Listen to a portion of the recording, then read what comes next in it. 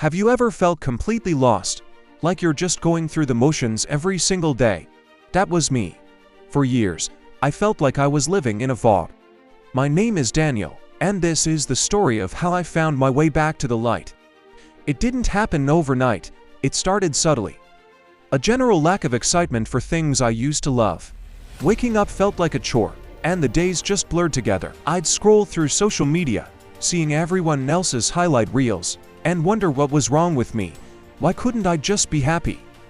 I was successful by most standards, good job, nice apartment, friends who cared, but on the inside, I felt hollow. It was a silent struggle, a weight I carried alone because I didn't know how to explain it. I felt like a fraud, smiling on the outside, while a storm was raging within. The turning point wasn't some dramatic, movie-like moment, it was a quiet Tuesday morning. I was staring at my reflection in the bathroom mirror and I didn't recognize the tired, empty eyes looking back at me. In that moment, I realized something had to change. I couldn't keep living like this. The first step was the hardest, admitting I needed help. It felt like a failure, like I was weak. But it turned out to be the strongest thing I've ever done. I started by talking to a friend I trusted. Just saying the words "I'm not okay" out loud was terrifying, but also incredibly liberating. They didn't have all the answers, but they listened, and that was enough. That conversation gave me the courage to seek professional help.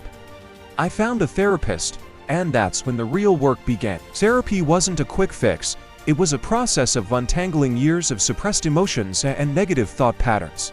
My therapist helped me understand that my feelings were valid. We talked about cognitive behavioral therapy, or CBT. It sounds complicated, but the core idea is simple. Our thoughts, feelings, and behaviors are all connected. By changing our negative thought patterns, we can change how we feel and act. One of the first exercises we did was to identify my automatic negative thoughts. You know, that little voice in your head that's always criticizing you. You're not good enough, you're going to fail, no one really likes you. I started writing them down in a journal. Just seeing them on paper was eye-opening. I realized how often these thoughts were running on a loop in my mind, completely unchecked. The next step was to challenge them. When the voice said, "You're going to mess up this presentation," I learned to ask back, "Is that really true? What's the evidence? I've prepared for this. I know my material. I've done well before." It's like being a detective for your own mind. You start to see that most of these negative thoughts are just assumptions, not facts. Alongside therapy, I started making small, intentional changes to my daily routine. I'd heard about the benefits of exercise for mental health a million times, but I always dismissed it. I was too tired, too unmotivated, but I forced myself to start with just a 15-minute walk every day. No pressure, no goals, just me and some fresh air. Slowly, that 15 minutes turned into 30, and sometimes I'd even jog. I felt a shift. The endorphins were real. It wasn't just about physical health. It was about proving to myself that I could take action, that I had some control. I also rediscovered mindfulness.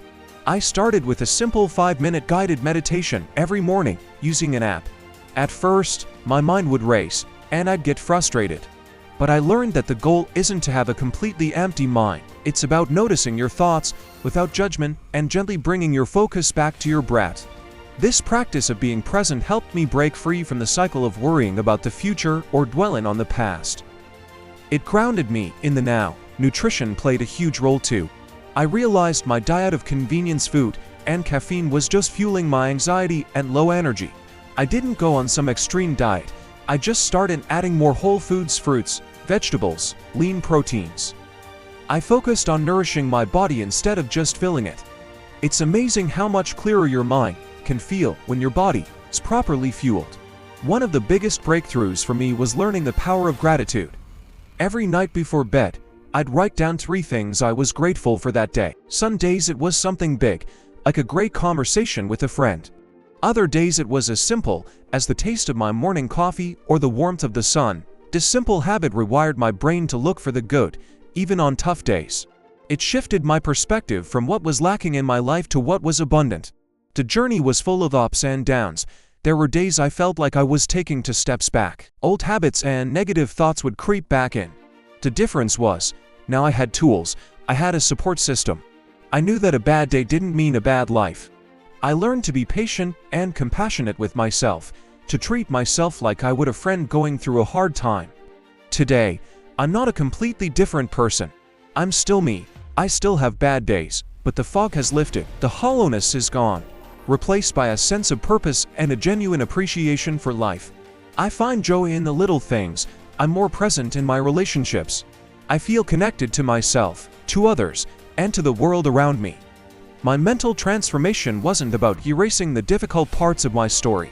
It was about learning how to integrate them and build a stronger, more resilient me. If you're watching this and you feel anything like I did, please know you are not alone. And more importantly, please know that it can get better. It takes courage to take that first step, but it is so worth it. Talk to someone. Try one small new habit. Be kind to yourself.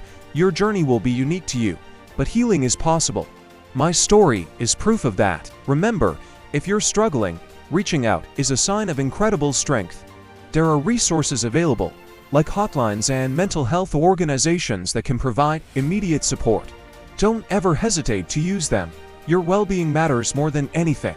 Thank you so much for listening to my story. If it resonated with you in any way, I'd love to hear from you in the comments. Sharing our experiences is how we break the stigma and help each other heal. Don't forget to subscribe for more content on mental wellness and personal growth. You've got this.